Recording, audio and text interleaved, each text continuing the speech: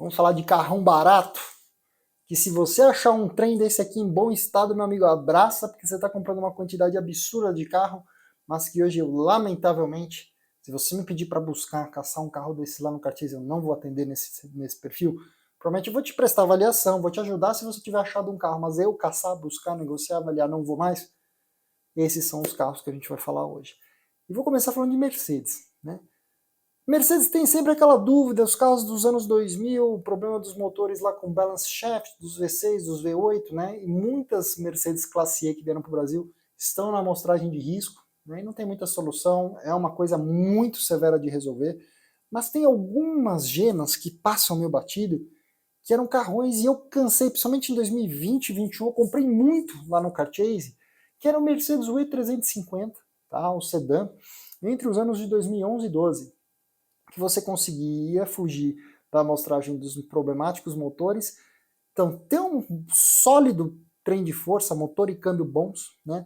Um carro que tem um visual mais sóbrio, mais conservador, não é para quem está procurando um carro jovial, é um carro que inclusive é calibrado de maneira conservadora, resposta desacelerador, de câmbio, mas é um carro refinado, né?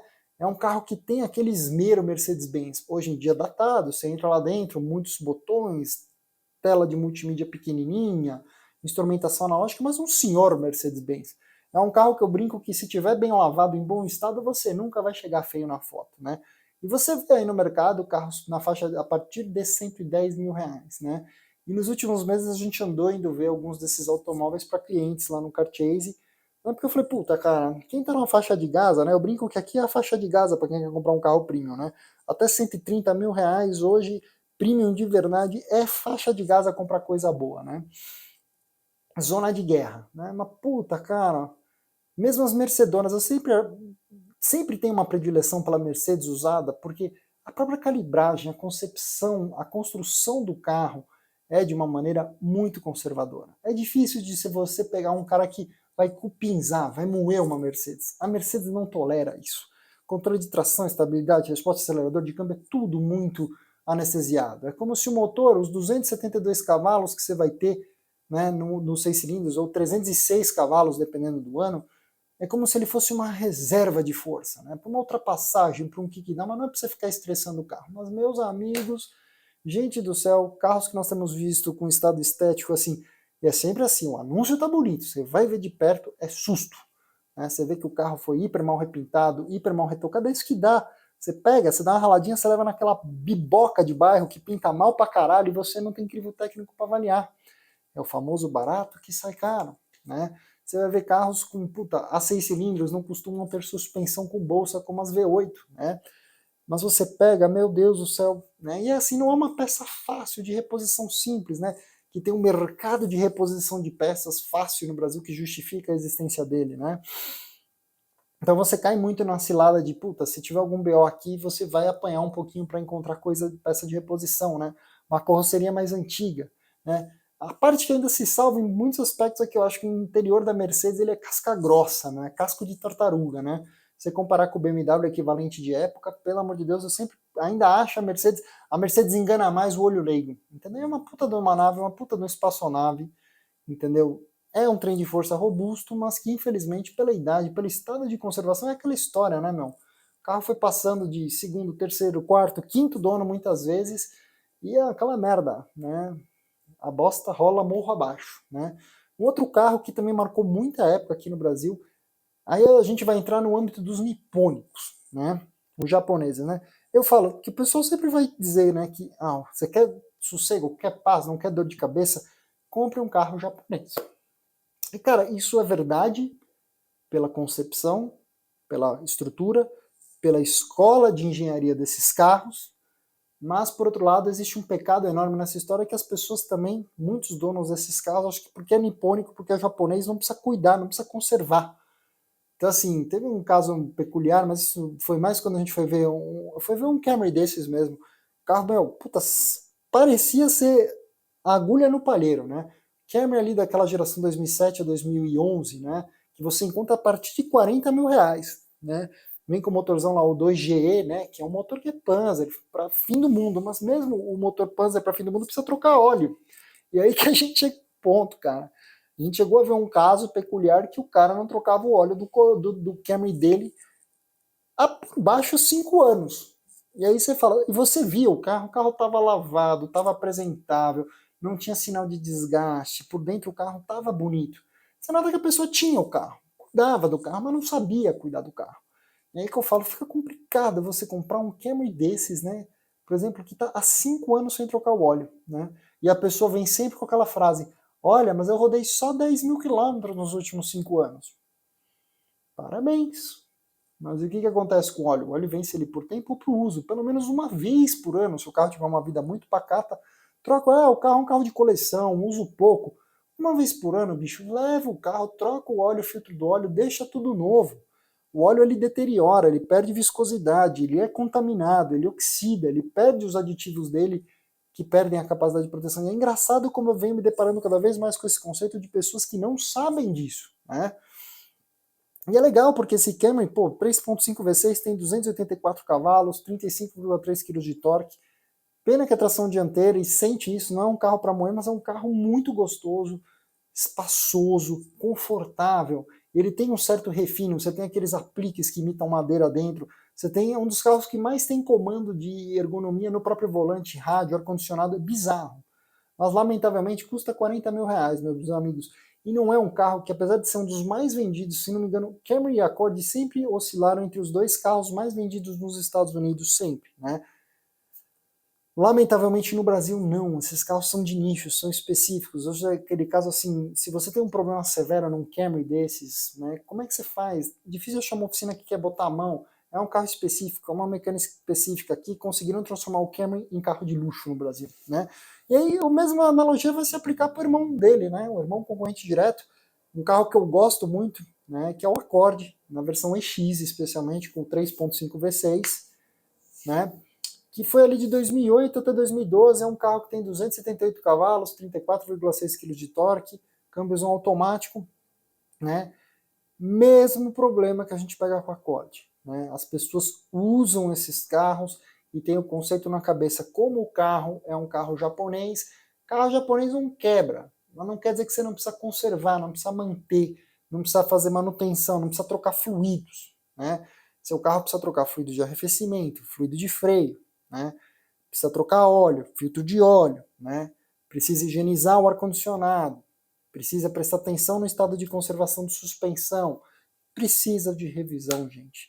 E lamentavelmente a história desses carros depõe contra eles, né? A maior vítima do carro japonês não é o projeto, é o proprietário, né? Então é lamentável, porque o preço do carro é muito convidativo pela quantidade de automóvel. Se você falar, muitas vezes você vai comprar um Accord EX desse no preço de um Civic EXS. Né? Só que aqui você já bate naquela questão, né?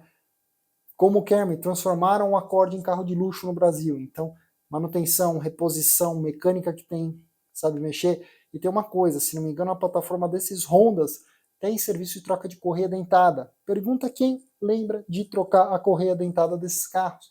Ninguém lembra. Entendeu? Então aí você acha que está comprando, fazendo um bom negócio, o carro é novinho, tem quilometragem, às vezes você pega com 50, 60, 70 mil quilômetros esses carros. Mas olha, na minha história, na minha experiência de car chase, eu tô para ver público mais relaxado com a manutenção de carro do que o pessoal que é dono de Accord e de Camry. Bom, já que a gente estava bem falando dos japoneses, vamos voltar a falar de um carro alemão. Vamos falar do Passatão. Puta merda. Passatão entre 2012 e 2015. Especialmente se for a versão perua.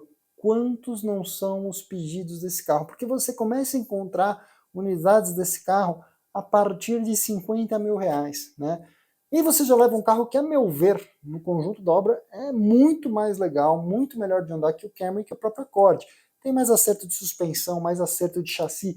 É uma preocupação maior do alemão, né? Aqui, nesse Passatão, você leva o mesmo motor que é conhecido, com 200 cavalos, 28,5 kg de torque, que é o 2.0 turbo, né, com injeção direta de combustível, câmbio de dupla embreagem, o de 6 marchas banhado a óleo, que não deveria ser problemático, mas é aí que começa o problema, né?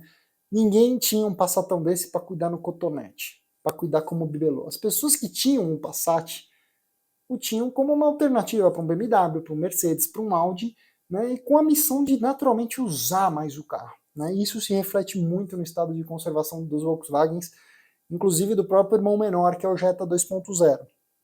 Né? Mas o Passatão é uma zona de guerra, cara. Porque se você pegar, é difícil de bater a proposta da Peru. A Peru é um puta de um carro familiar, tem um bom espaço interno, ótimo porta-malas. Se você der sorte ainda, você vai pegar um carro que tem o pacote, o Highline mesmo, que tem o farolzão de xenon, teto panorâmico. Você vai pegar bancos com diversos ajustes de lombar, massageador, precisa ver o ano e a versão, tá? Não todos são todas que tem. Mas, meu, é impecável e é um carro bonito, low profile, que chama pouca atenção. É uma delícia de andar. Se você já andou de Passat e você andou de Jetta, você entende na hora porque que o Passat é mais caro. Naturalmente deveria ser porque é o andar de cima, certo? Mas lamentavelmente todos os problemas que eu falei com relação à própria Tiguan, né, no outro vídeo, assim como com relação à Q3, né, aqui é magnetizado ao máximo, porque o Passatão 12, 13, 14, 15 é um carro muito barato. Então o que acontece? O carro vai ficando velho, tem manutenção para fazer, passa para frente, e vai acumulando exponencialmente, entendeu? Tem um caso próximo a nós, um Passat blindado desses 2012, que puta, cara, eu jamais compraria ou negociaria ele para um cliente meu, né? Mas é bom pra gente pegar o caso extremo, né? O carro que foi relaxado e tal. E assim, puta, chegou num ponto que a gente, esse Passat que anda próximo a gente, de um conhecido da gente, cara, o carro chegou a ter problema de troca de motor porque a pessoa esqueceu e nunca tinha trocado o óleo do carro, né? E aquela preocupação que vem, né? Puta, um carro desses muitas vezes com 8, 7 anos de uso, 70, 80, 90, 100, 120 mil quilômetros, mas que você não tem registro de manutenção e troca dos fluidos do câmbio, né, que precisa ser feito pelo menos a cada 5 anos ou 50 mil quilômetros. Hoje, o protocolo da Audi para esses carros está em 3 anos ou 30 mil quilômetros para troca. No A4 da minha esposa, né, tá enche um pouco o saco. Eu acho que é um pouco exagerado, mas bom, tá lá. Né, então imagina isso, né? Esses carros comem bobina, esses carros têm problema com bomba d'água. É normal casos da pessoa não fazer manutenção, deixar a bomba d'água para o espaço, o carro aquecer, empenar um cabeçote, né? Carbonização e sede de válvula. E aí a gente ainda também na parte do resto, né? Da manutenção do carro mesmo, né? Disco de freio, pastilha, suspensão. Em resumo, cara, é praticamente missão impossível você comprar um Passat desses 2012 e 2015 hoje em bom estado. A ponto que se você me pedir, eu não vou caçar, eu não busco, eu não negocio. Se você achou um carro desses e está na dúvida se é bom, quer me contratar para avaliar, vou fazer das tripas do coração para te dar um relatório completo para você entender onde você está se metendo. E aí você vai tomar a decisão se vai comprar ou não. Mas a minha responsabilidade, infelizmente, acho que nenhum dos carros que eu falei aqui hoje é passível de ser encontrado em bom estado. É aquela velha história que eu falei. Quem tem um carro desse em bom estado, quando for vender mesmo, vai abrir a boca e vai vender para um amigo, para um conhecido, para um familiar. Quando o carro desse cai na boca do mercado é porque a porca torceu o rabo. Meus amigos, eu espero que vocês tenham gostado. Se gostaram desse vídeo, deixem um like. Se conhecer no canal agora, inscreva-se. Ative a notificação lá no sininho. Deixa um like. Bom, se você chegou até essa tela final, pode ver os 2 últimos vídeos que eu fiz por aqui sobre esse tema. Muito obrigado e até a próxima.